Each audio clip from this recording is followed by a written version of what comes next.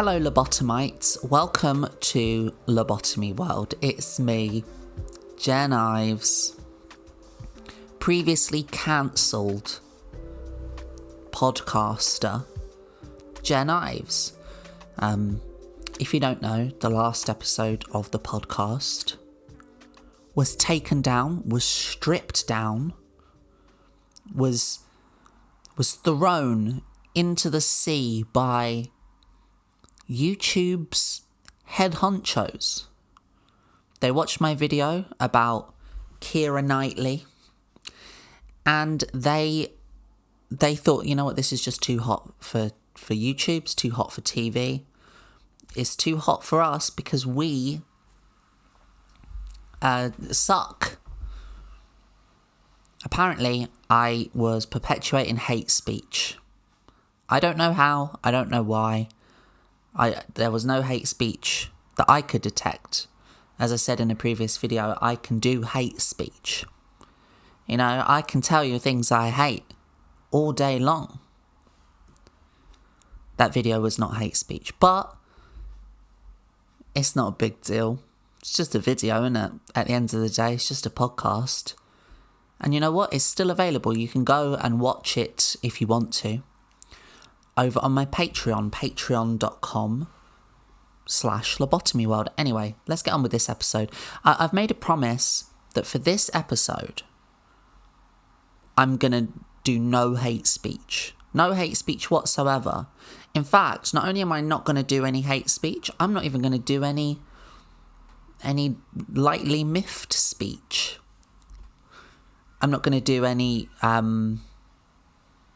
perturbed speech, dislike speech.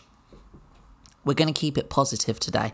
And on that positive note, okay, I don't know if you've noticed anything, but I may have upgraded my set, my background a little bit. Listen, I was getting sick to death of those crusty old posters behind me. That was the best I thought I could do at the time. You know, I was like, oh, you know, what do you do when you make a podcast? Oh, you just stick some posters up. They weren't even my artwork. They were just, in fact, the artwork that I had up behind me before, listen, I liked it, okay? I liked it. But guess what? I found that book of artwork on the street. In my area where I live, a lot of the time, you know, people leave things outside their house. There's a lot of like putting things in boxes. It's recycling, I suppose. It's like, you know, like, oh, free books, have some free books. I get a lot of books that way. I can't, you know, I like it. It's like a community spirit. I like to do it sometimes. I put like bits of old tat that I can't be bothered to take to the charity shop. I leave it outside the house. But that book of artwork, I just found in one of those boxes. And I was like, this is how much, look, I'm a creative person, okay? And I care a lot about the visual pizzazz and panache of, you know, what I'm doing. But I guess because I was so frustrated about the size of my flat and just like the, you know, the options and choices that I had for decor, that at the time I was just like, oh, well, you know what, I'll just put these up then. I've never seen this artist before. I don't know anything about this artwork. I'll just throw this up there. So that's what I did. And I went all that time with that crappy background. Now, the reason why I've changed my background is because my boyfriend, Christian, who I'm not gonna go on about all episode or anything, but he started a podcast recently. You could say inspired by me. You could say I taught him everything he knows. And it's a good podcast, actually, the one that he started. And this isn't an ad for it, but it's, I'm not going to mention the name of it.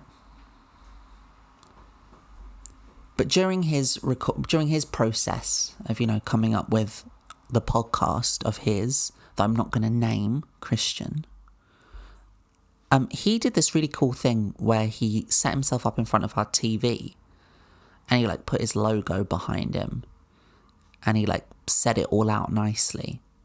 And when I saw it, as he was editing it, I thought, whoa, that looks professional. And then I was like, I'm jealous of that. I'm jealous that you managed to do that. You're a very creative boy. So then I thought, well, I've got a computer screen. I'm going to do my own. I'm going to copy you. So I copied him. You can be the judge as to who did it better.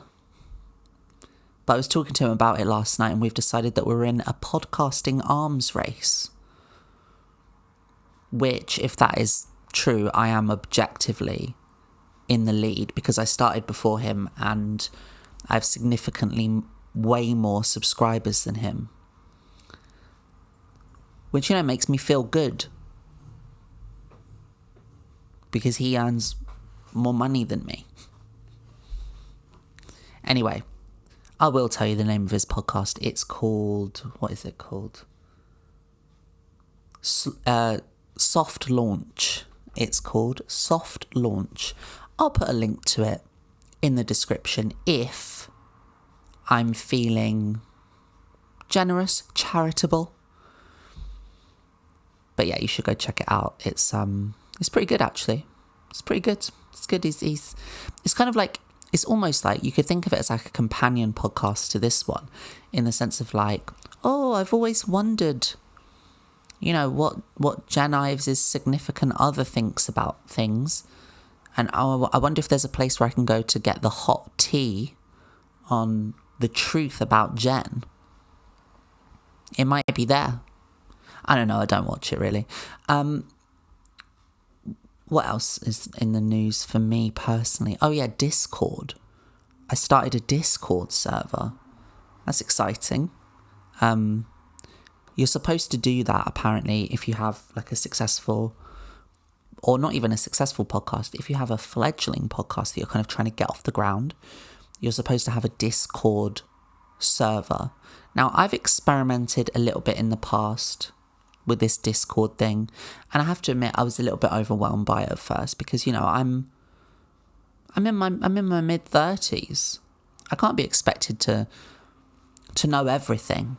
I can't be expected to know every single flipping app and website, and it took me long enough to kind of figure Reddit out, and even then I wouldn't say I'm on board with it,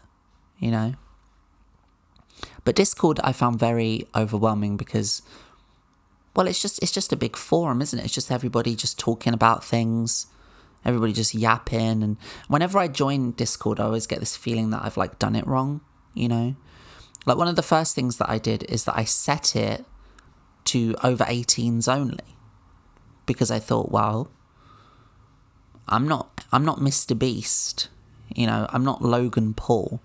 I'm not trying to appeal. I'm not KSI. I'm not trying to appeal to kids.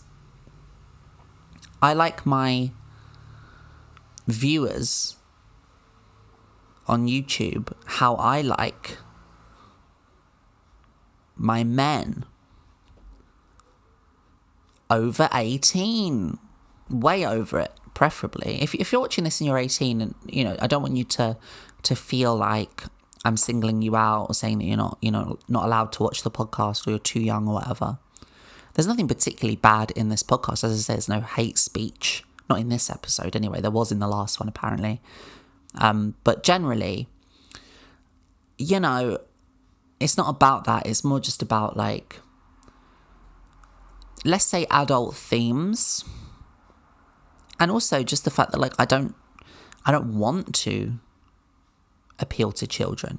It's like, on YouTube when it's like you upload a video and it asks you, is this for kids?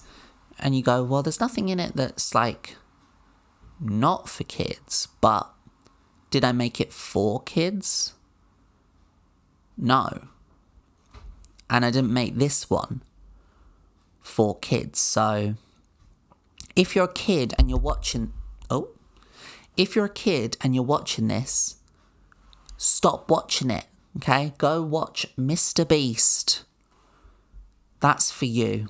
But yes, I have started a Discord server, and there's already a few people in there, and they're having a whale of a time.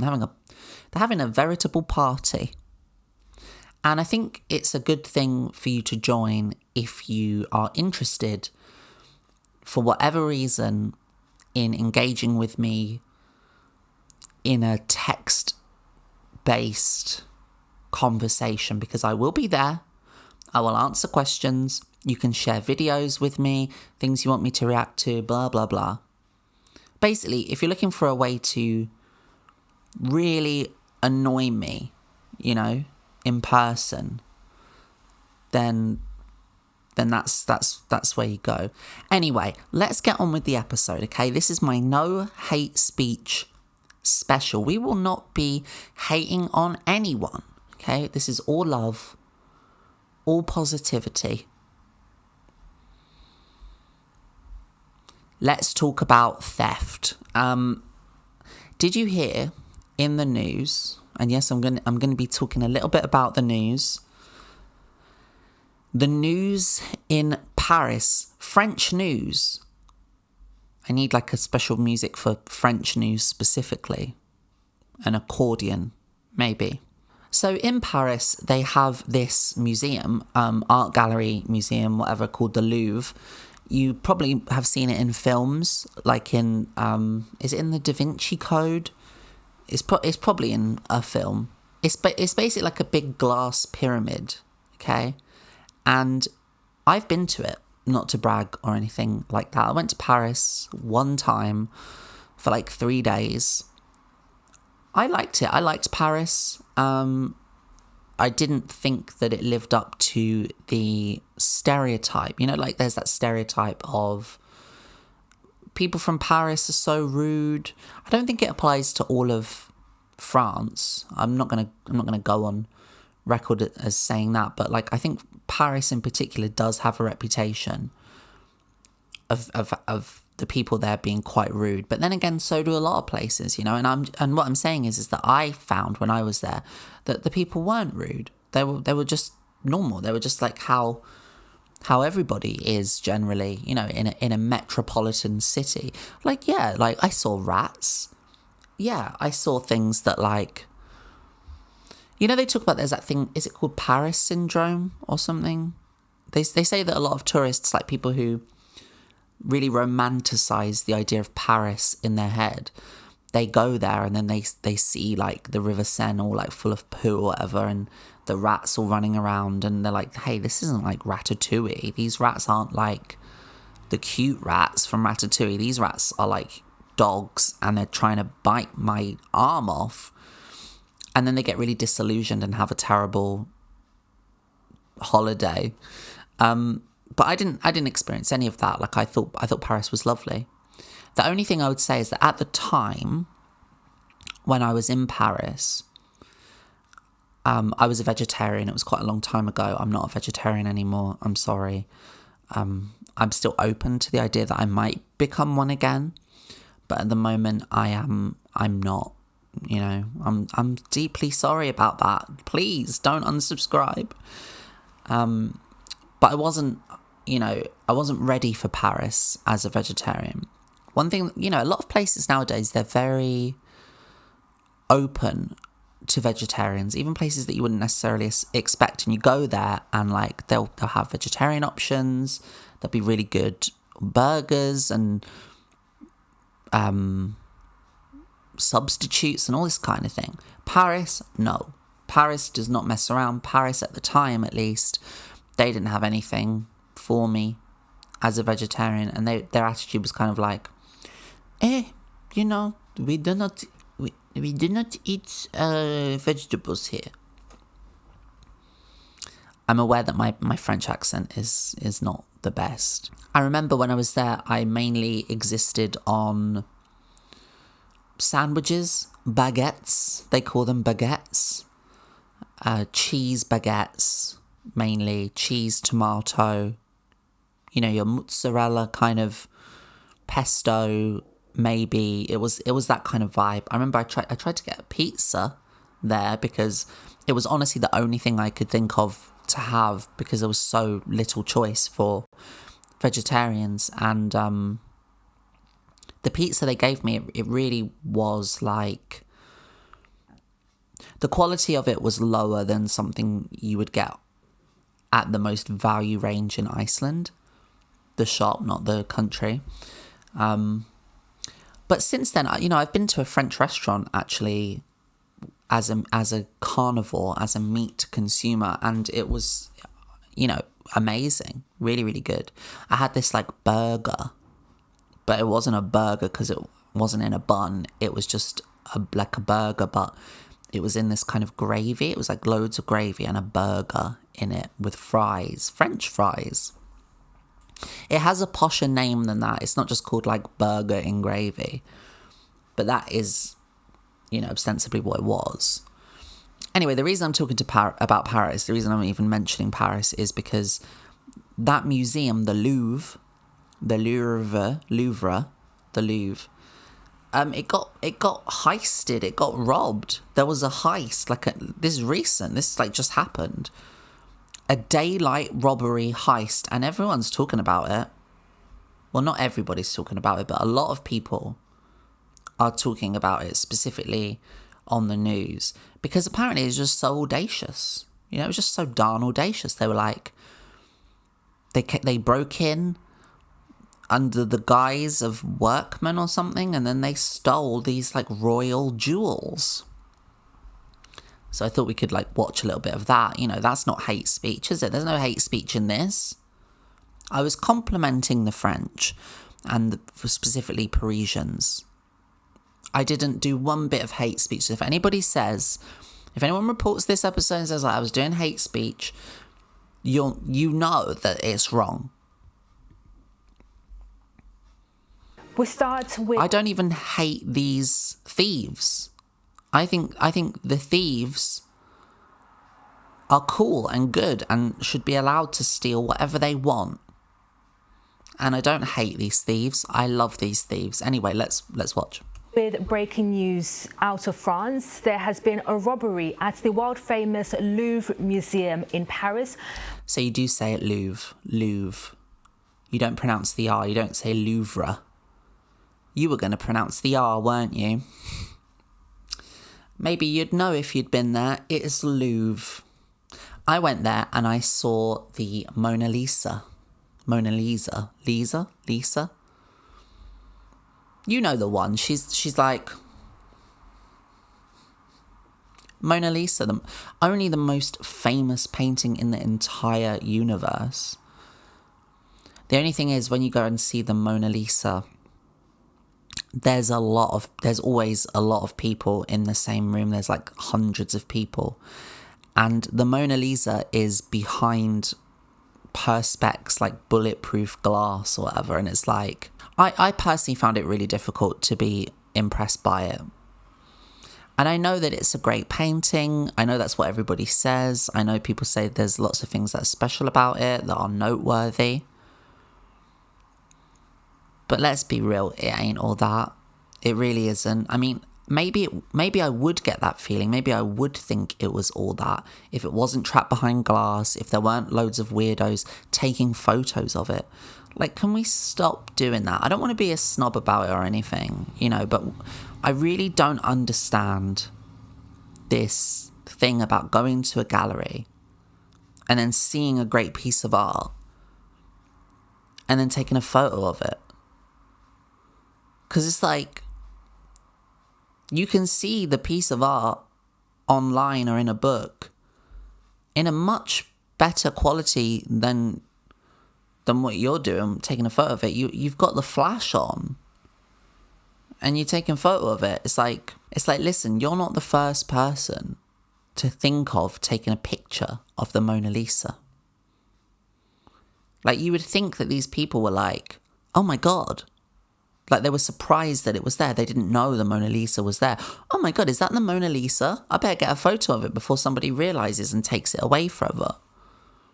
Although I guess from this story, it could be possible. They should have stolen the Mona Lisa. Why did they steal these royal jewels?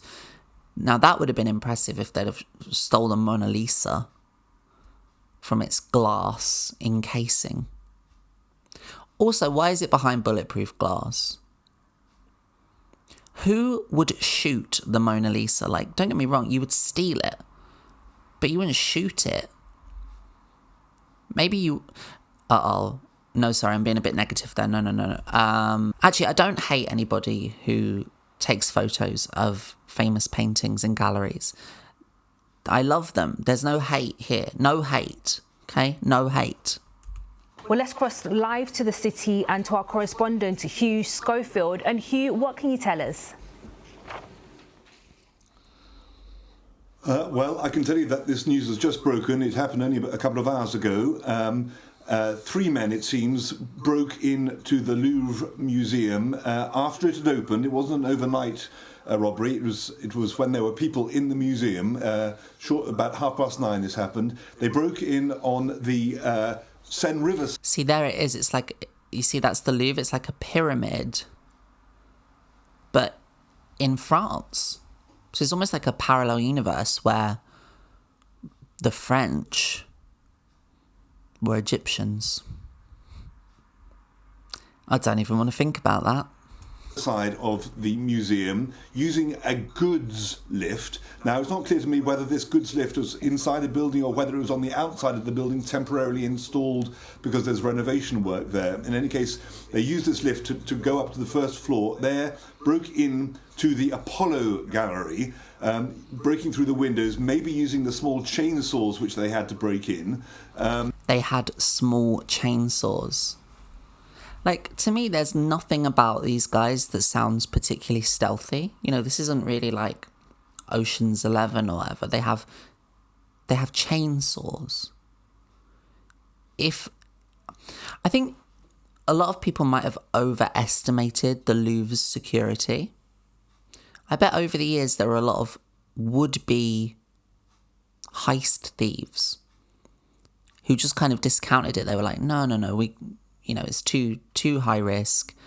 They've got lasers, they've got cameras, like there's no way that we could pull it off. But meanwhile, you've got these guys, the Three Stooges, carrying chainsaws around. And they ran off with a flippin' royal ribbon.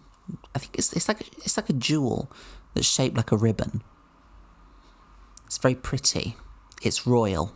And then in this Apollo Gallery, which is a very ornate gallery containing what remains of the French crown jewels, they robbed a number of these items of jewellery. One newspaper is saying 9 items, but that's not being confirmed. They then very quickly got out, down the lift presumably, and onto 2 scooters, or 1 scooter, scooters in any case, and were seen making a way down towards the south. So 3 guys with chainsaws making a getaway with the French crown jewels on scooters. I think the Louvre should have all of its stuff taken away. I think the Louvre should be shut down. It's not fit for purpose. I hate the Louvre. Oh no, wait, no I don't. Sorry, no, I love them. I don't hate the Louvre. And okay, well, you get the idea on that story. Listen, I know it's not that interesting. You know, I didn't actually really want to talk about this news report about, stolen art. Usually, I like to talk about things that are going on sort of in the LGBT world. I like to kind of do a right eye at kind of public figures who are, dabbling with transphobia, and I like to kind of make fun of them and stuff like that. But unfortunately, I can't really do that right now because, it might be perceived as hate speech, and I might have a video that I spent a good couple of hours putting together, it might just get taken down. So instead, I'm just going to react to the news, I think. And unfortunately, this is what's going on right now. I'll be honest, I don't really find it that interesting. I don't really care about the Louvre or the royal jewels. But you gotta have something to talk about. Here's another video about it. We are getting more of the incredible details through the day today of the robbery at the Louvre Museum, one that took less than 7 minutes from the moment the group of 3 or 4 thieves broke into the first floor of the southeast building at the museum. Like, the reason I don't care about it right now is because it's like, you know, it's developing story. No one knows how they did it, why they did it. No, I want to, like, let me know when they know. That's one of the things that I don't like about a lot of modern news. It's like, I don't need all the lead up. I don't need all the preamble. Just let me know when we've got the full story. I'll watch the film. There's no doubt, you know, this will probably be made into a film and it'll be called like The Great Louvre Lifting or something. That's not a good name, is it? It'll be called Louvre Gotta Be Kidding Me. And it'll star, I don't know, Sylvester Stallone. And he'll be one of the Louvre thieves. And it will not do very well at the box office, but it will be critically praised in Sight and Sound magazine. All right, what else is in the news? What else do we have to talk about? Oh yeah, Prince Andrew. Have you heard about Prince Andrew? Have you seen this guy? This guy's a creep. This guy's a... Oh no, wait, I can't really approach it that way, can I? That could be perceived as hate speech. And, you know, I just got to say for the record, I don't hate Prince Andrew. I don't hate him, no, because, you know, I'm sure that Prince Andrew is a good guy, actually. I do believe that he has committed the things that he's been accused of, and there's no evidence been presented to me to assume that he's a good guy. I mean, by all records, he seems like a pretty bad guy.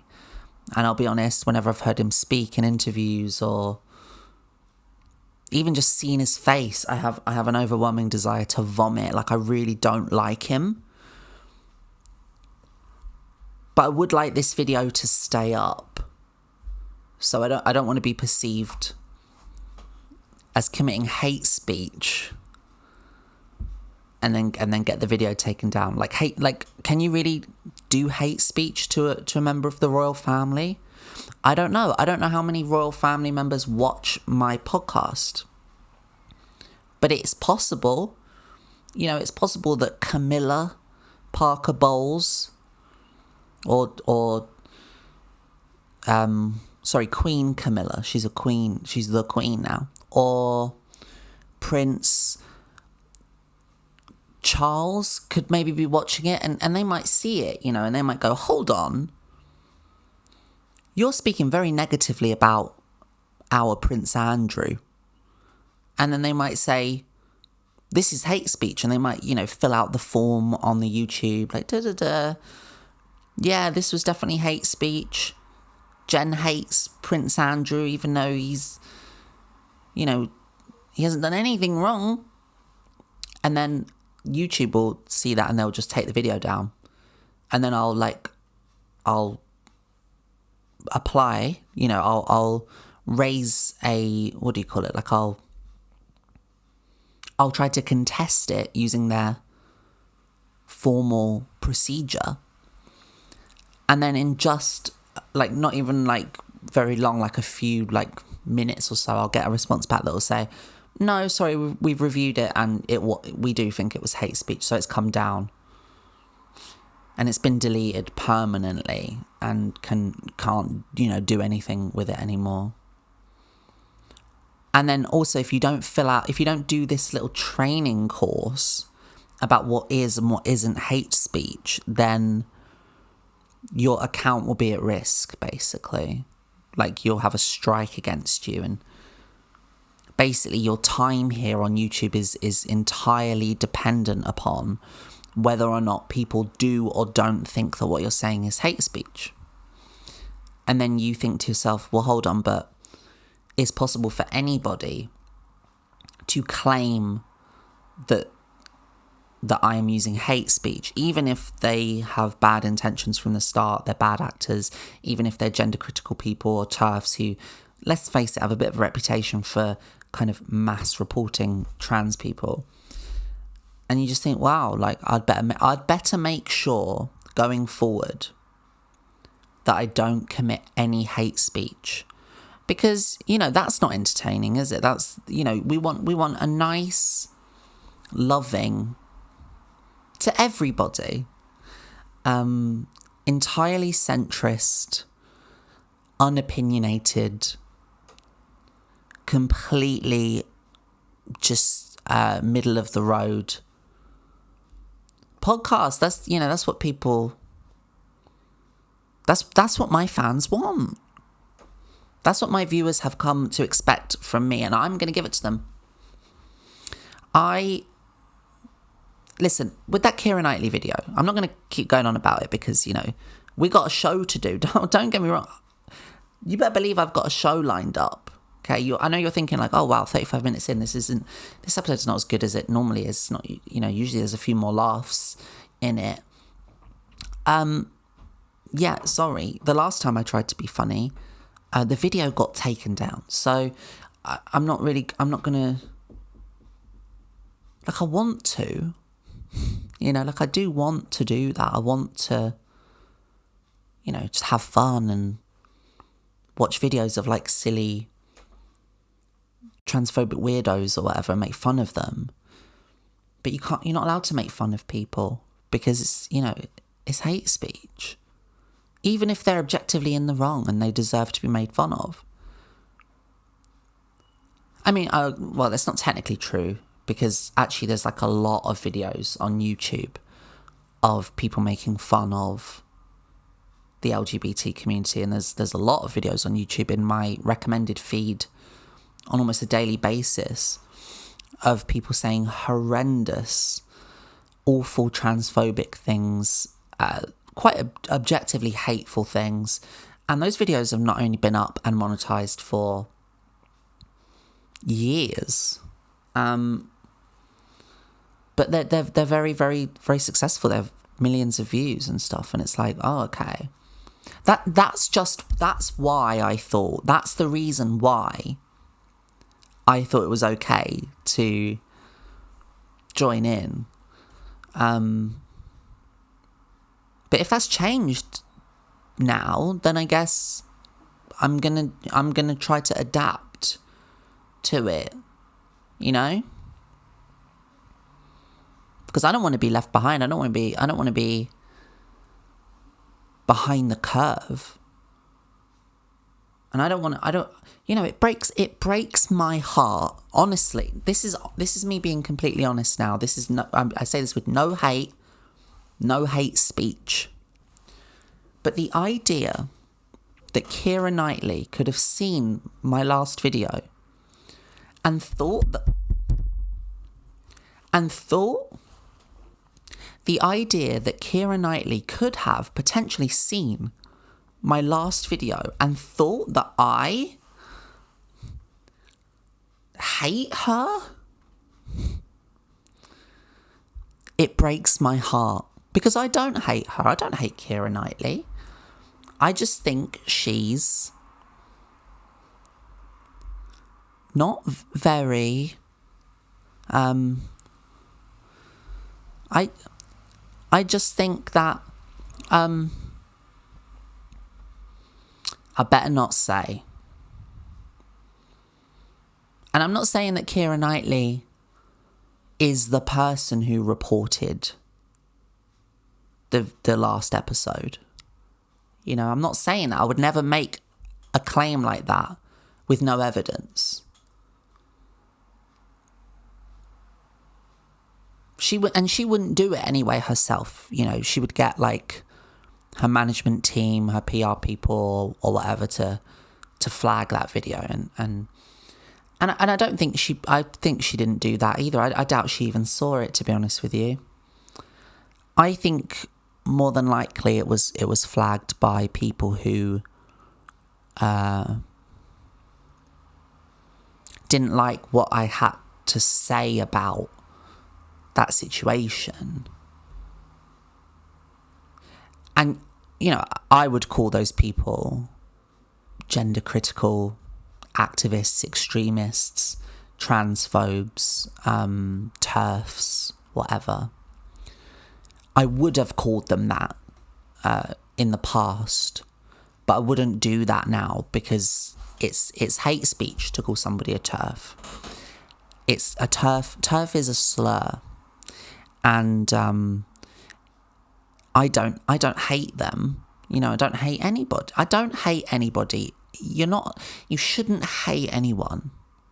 Even if this person, this hypothetical person or people, have started an organised sort of campaign over a period of 10 years, say, to infiltrate government institutions and affect laws and demonise and spread misinformation in the press, and are largely celebrated now by the right-wing media, even and you know, have worked diligently to make the lives of trans people significantly worse.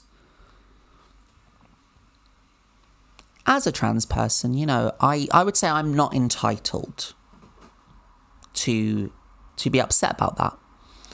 And actually, I think the best solution as trans people for us, me and my viewers, I think the best solution for us is not to speak out about these things, and is actually just to take it and be positive all the time, and to, you know, just fight hate with love.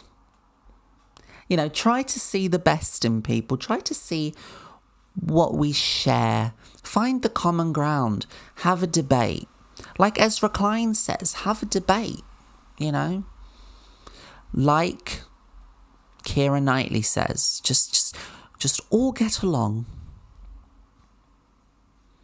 And honestly, I should know better, really. I should have known better. I should know better because, I mean, no one wants to hear it anyway, do they? I mean, listen, when you hear a trans person speaking their mind, it's like, blah, blah, blah, blah, blah, blah, blah. Blah, blah, blah, blah, blah, blah, blah. It's like, what? Like, oh my God, it's so grating. I mean, our voice, I mean, let's be fair. My voice in particular is annoying. It's a very nasally, whiny, grating voice. I wouldn't want to listen to it. I don't know why you guys are listening to it. I really wouldn't want to. And that's not even to talk about the content of what's coming out of it, but just the sound of it. It's like, wah, wah, wah, wah, wah, wah, wah, wah, wah, wah, this, that, wah, wah, wah. It's like, come on, like, be positive. Talk about what we should do as trans people is only talk about our transition journeys. And we should only talk about, you know, the hardships that we've experienced while transitioning, or we should only talk about, you know, fashion or, let's see, makeup, or, I don't know, a Blaha shark, you know, anime, like that. Those are the topics that are safest to stick to. Don't deviate from those because you don't want it to be perceived wrongly as hate speech.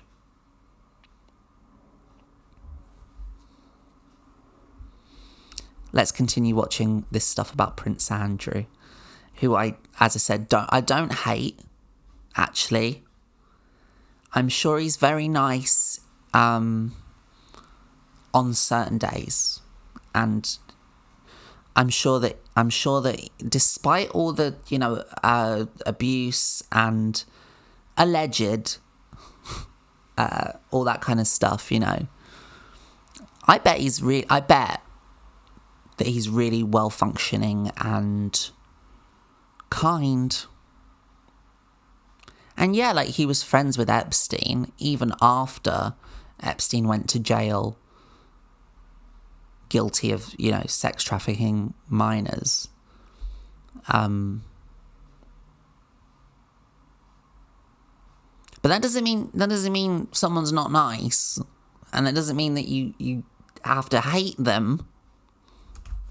Reportedly exchanged between him and Epstein in 2011, where effectively they are conspiring between them to smear her. Andrew talks about her date of birth. He refers to her social security number. He questions whether she has a criminal record. He makes a reference to that photograph. Just because somebody smears one of their victims, that doesn't mean that you have to hate them. Or you can hate them, but just don't speak it. It's the speech bit that makes it wrong. This is the thing, you can think whatever you want. That's the beauty of how the mind works. For example, like when I'm talking about someone that I hate, and I won't say their name. She's an author. Sometimes what I'll do is I will think about, just in my head, scenarios in which she might fall down a open drain and die down there, get eaten by an alligator. They're usually quite funny, like, I don't know, maybe like she's crossing the street and then like they're destroying a building and then it kind of, like how Buster Keaton, like when the house falls down. I'll show you like this. Watch this, look.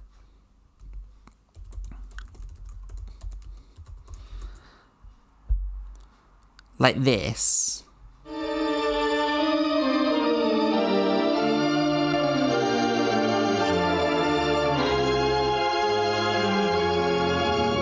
You see how the house is falling down? You can see the front of it falling. And that's Buster Keaton there, he's under a bed. And it's windy.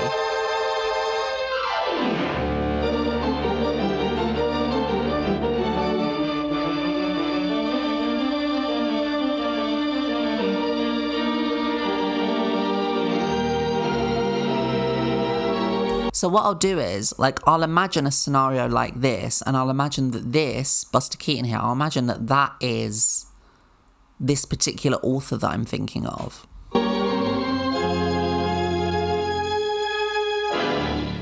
And then you see how the front of the house fell down, but he was standing in the exact right position to be safe.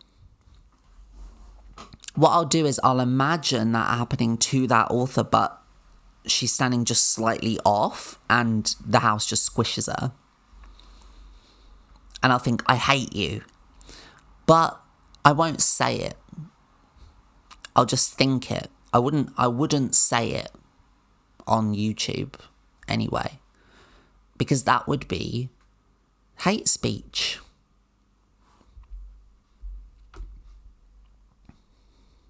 Let's see if let's do an experiment here, because I have to do this, because otherwise I won't know how else to continue the podcast in the way that I want to, which is, with a relative degree of, I want to speak my mind. The only reason I started this podcast was so I could talk about these issues that were painful to me. As a trans person, it's very difficult to go through your life with everything that's going on and feel like you have no voice, really. And one of the beautiful things about this YouTube channel that I really like is how it gave me the opportunity to talk to and find like-minded people who themselves were also feeling the same sort of thing. And it's constructive to talk about these things. While, in my opinion, I don't think I engaged in any hate speech. I think anything that I may have said or done in jest, in comedy, with a comedic sheen upon it, Satire, possibly. Irony, maybe. I don't know. I think anything like that is done in response to that social climate and the awfulness of things for trans people at the moment. So, this podcast's a great outlet for me, and I don't want to risk it. I don't want it to go away. I mean, no matter what would happen, I would continue to do it, possibly on my Patreon if I needed to. But I like it being on YouTube, so I need to find a way that I can still talk about trans issues while being critical, but not being accused of hate speech.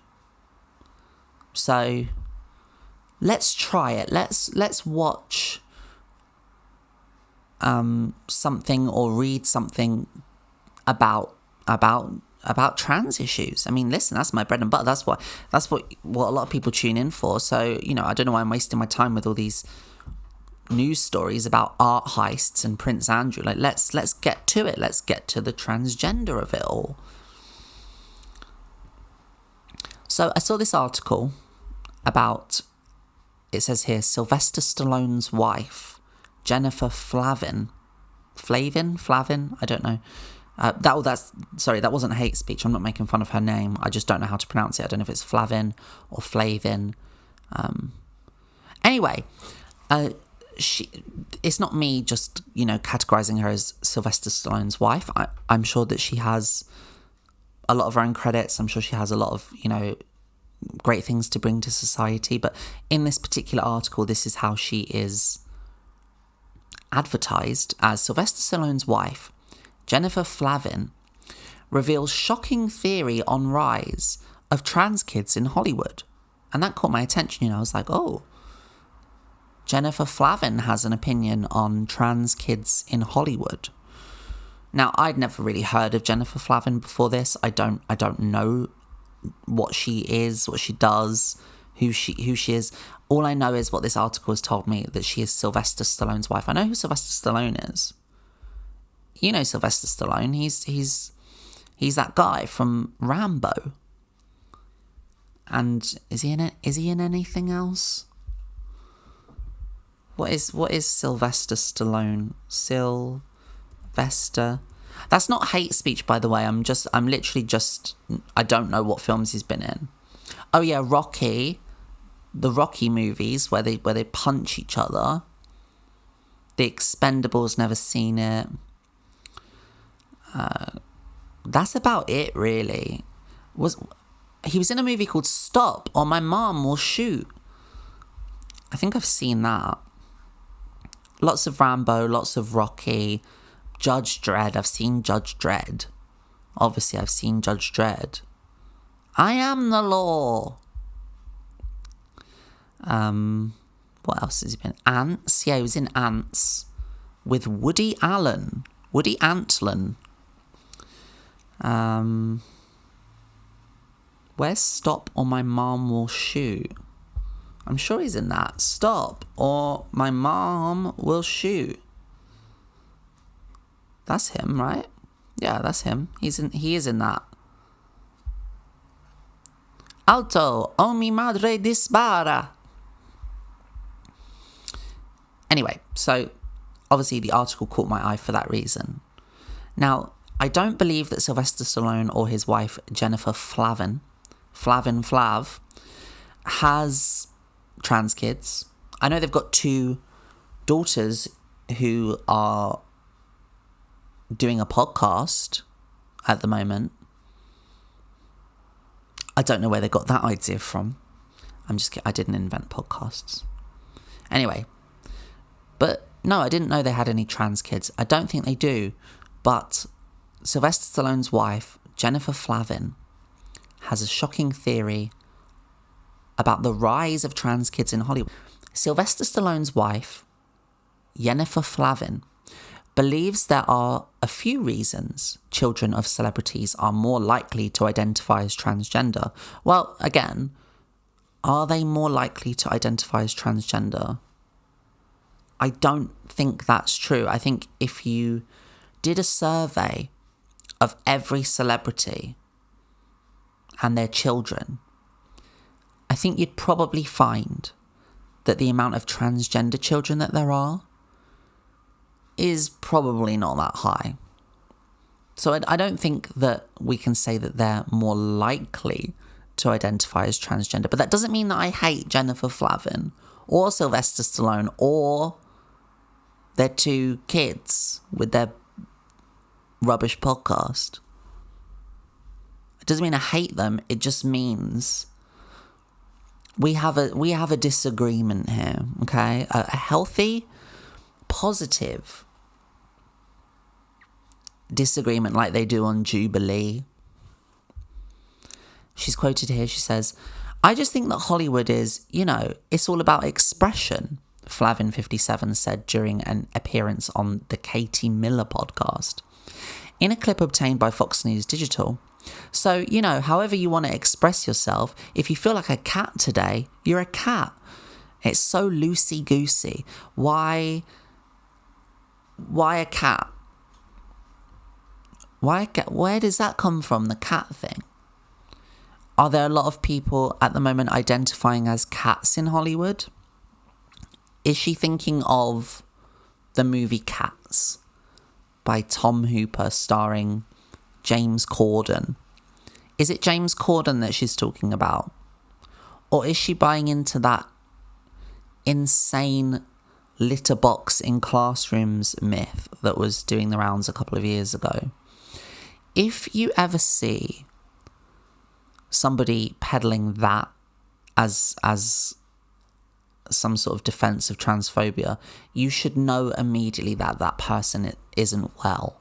The person who is, peddling the idea that kids are demanding litter boxes in their classrooms, that person making that claim is deeply sick.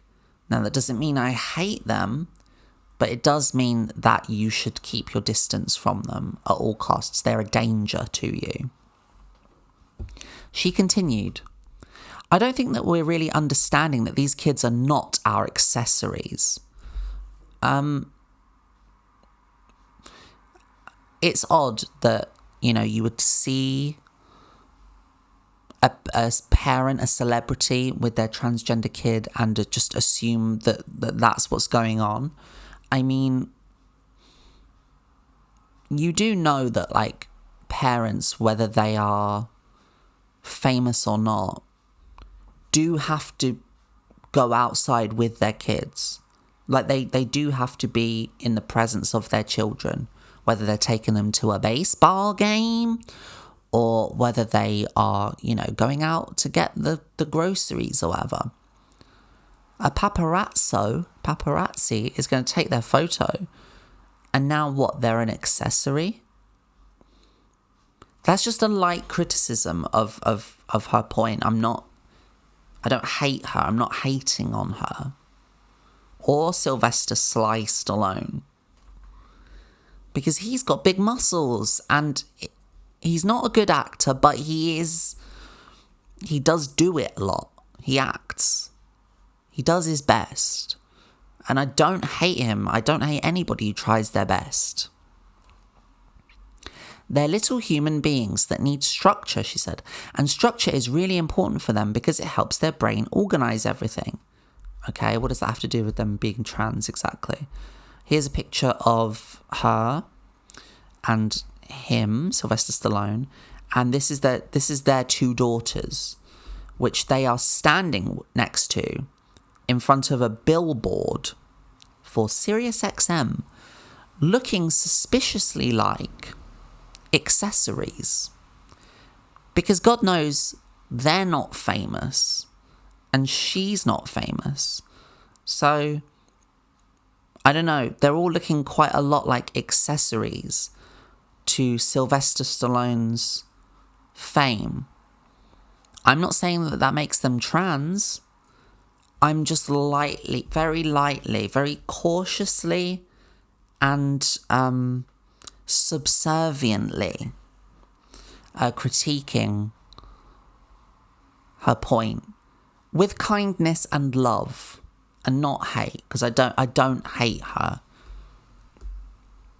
She said, according to Flavin, celebrities' wealth also plays a part as it leads to a lack of structure in their kids' lives. There's just too much of everything, she argued. It gets really confusing for a little person. So basically, because the kid is rich, they're thinking like, wow, I can have whatever I like. There's no limitations to the things I can have. I'm bored of my Switch. I'm bored of my yacht. I want to get a sex change operation. I mean, listen, as somebody who didn't grow up in wealth like that, let me just tell you that I, with the best will in the world, no hate. Let me just tell you that I never really thought of it like that. I didn't think of it as a thing that I needed to add on. And I knew even from the youngest age that this was an inevitability that I was probably going to have to face in my life. So I personally don't think that whether you're famous or not has any effect on that. If you are trans, then you are. Because a lot of these kids, some of them are too young to even understand that they come from money and that they are nepo babies. I think being a nepo baby is worse, ultimately. And that includes them and their nepo baby kids, who I don't hate. I just think their podcast is bad.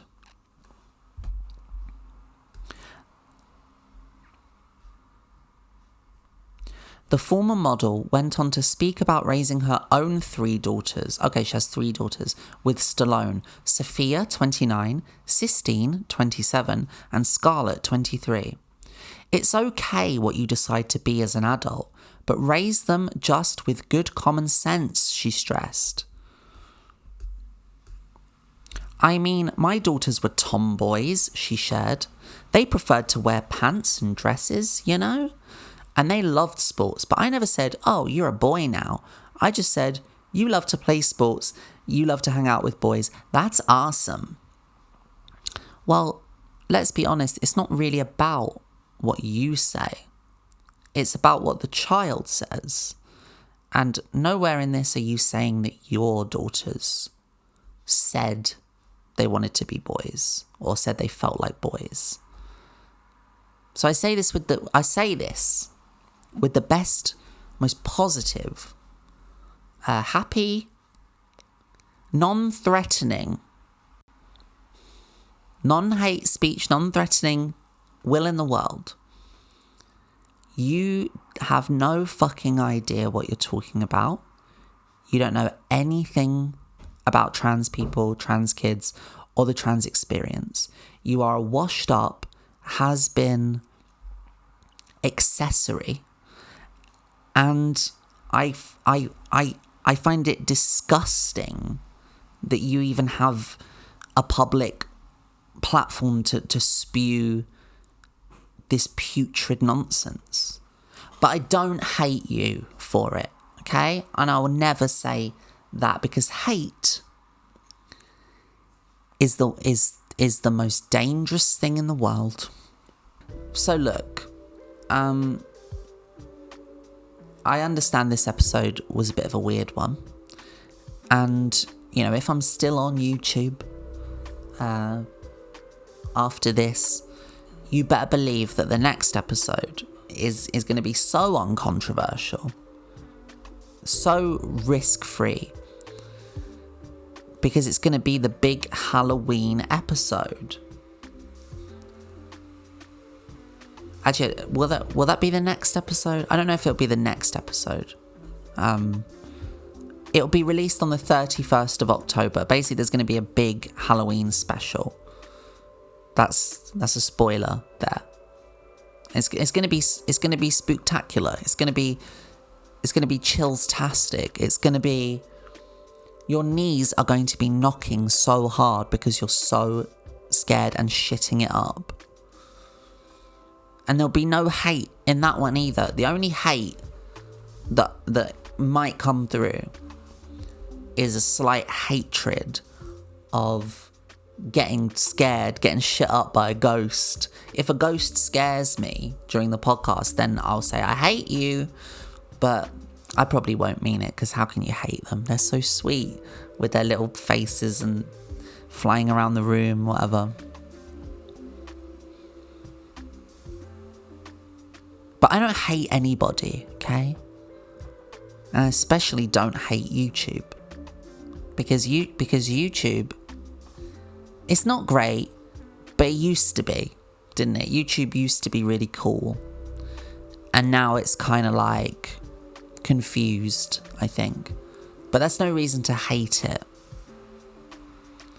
I guess if I hate anything, I just hate the double standards on YouTube at the moment, in which trans people are frequently made fun of, marginalised, and scapegoated, demonised and monstered. And that any trans person seemingly who fights back with any venom, any sense of, you know,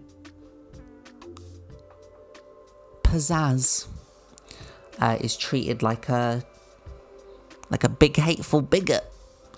Thanks for watching. I promise the members episode will be a lot more upbeat. That'll be out on Wednesday. And yeah, come and join the Discord, because join the Patreon if you would like to. Patreon.com/lobotomyworld. All the links are in the bio, including the one to my boyfriend's podcast, Soft Launch, which definitely contains no hate speech. So